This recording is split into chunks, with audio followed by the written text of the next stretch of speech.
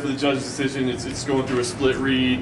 What did you feel? I mean, did you think you had done enough? Were you worried you hadn't? My coaches thought I had done enough. They told me, listen, you outstruck him. You landed a bunch to none. His strong points was he ground me on that cage for a while.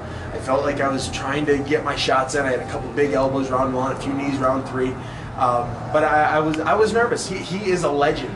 I mean, he's been one of my favorite fighters for as long as he's been. Before I was fighting, how old does that make him feel?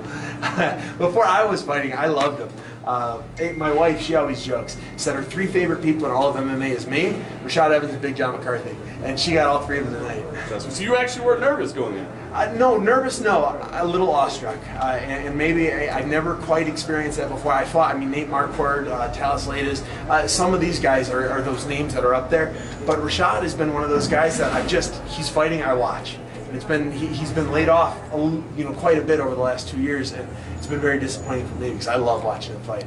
You didn't get an interview, but a camera picked up that you said you had learned some Spanish. Were you joking around? Did you actually learn some Spanish? So let's hear it. Viva Mexico! I wanted that microphone. I was going to scream that until people down the street heard me.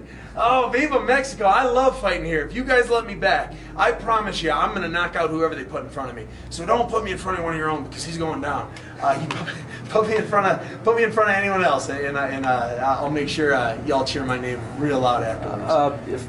From inside the ring, how would you say? What's the difference between the crowds in the States and the crowds out here? I love the crowds down here. The States are wonderful too, don't get me wrong, but the crowds when I go places, they really get behind fighters. They were yelling Canelo out there because I hear Canelo's a pretty good boxer or something.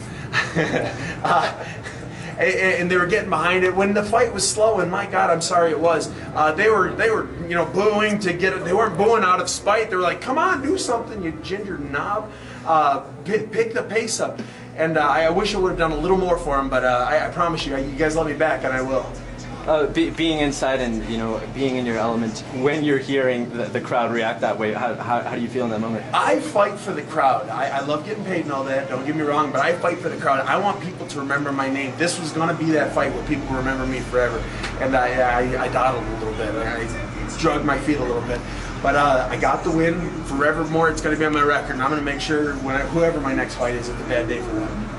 Acabas de ganarle a un ex campeón y también a uno de los tipos más conocidos, no solamente de la división, sino de la empresa.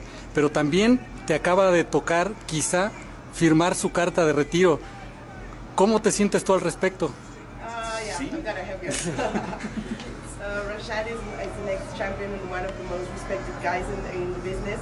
So maybe you signed his retirement today. How do you feel about that? I would be devastated if I retired Rashad Evans. He has been one of my favorite for, like I said, going on a decade now. And I want to see him fight. I'm a huge fan of him. He's so entertaining. I know this fight was a little bit of two counter-strikers trying to counter-strike, but I love watching him move and groove. His last fight was great. His next fight's going to be great, and I'm going to be front row and center watching. One more thing y'all might want, I declared it down there. 2017, I'm announcing is my vengeance tour. Dan Henderson, he lost a few times, and only a few times, but that list is being corrected by me, his friend and teammate, Smiling Sam. It started with Rashad. Vitor, you're next. I don't care where, I don't care when. You want to fight in Canada? You want to fight? I want to fight in Japan, but I don't know if you want to go that far. Fight in Japan, you want to fight in Pittsburgh? You just tell me where, and I will be there. I will sign that dotted line tomorrow. I think I have like a 3-day suspension or something, so I can sign it by Monday. Brazil in November? Brazil in November. I don't want to wait that long, but I'll fight him twice. Let's fight in September. We'll fight again in November. I'll fight him wherever and whenever he wants. Thank you. Thank you very much. You're very welcome, guys. Thank you all so much. Good work tonight. Thank you. Thank you so much. Sure.